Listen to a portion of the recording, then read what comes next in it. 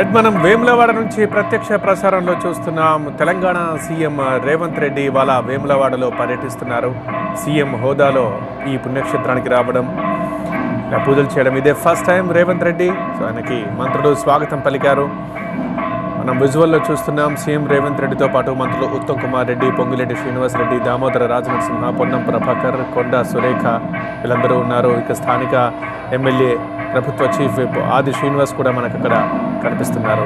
So ముందుగా వేములవాడకు రాగానే రాజరాజేశ్వర స్వామిని దర్శించుకుంటున్నారు సీఎం రేవంత్ రెడ్డి. తెలంగాణలోనే ప్రసిద్ధ పుణ్యక్షేత్రం, దక్షిణ కాశీగా పిలుస్తారు వేములవాడని.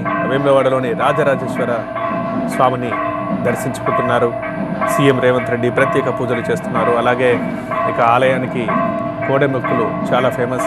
ఎవరక్కడికి వెళ్ళినా కానీ కోడెతో మొక్కులు చెల్లించుకుంటారు. ఈరోజు రేవంత్ రెడ్డి కూడా ఆ కోడె మొక్కులు చెల్లించుకుంటున్నారు.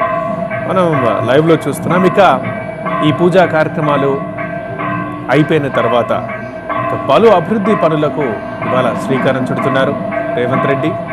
చాలా వరకు శంకుస్థాపనలు కూడా చేస్తున్నారు. వర్చువల్గా ఉండబోతోంది.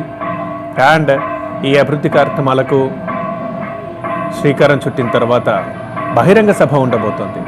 బహిరంగ సభలో సీఎం ప్రసంగిస్తారు.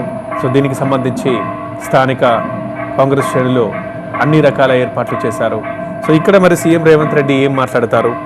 ఇప్పటికే వేములవాడ ఆలయానికి గాను, జిల్లాకు గాను ఎక్కడ దేనికి ఎంతెంత నిధులు కేటాయించాలో ప్రకటించారు కూడా.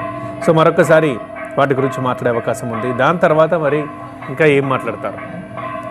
మంజూరు చేసిన నిధుల వివరాలే కాకుండా సో దీనికి సంబంధించి ఒక ఆసక్తికర వాతావరణం ఉంది వేములవాడలో.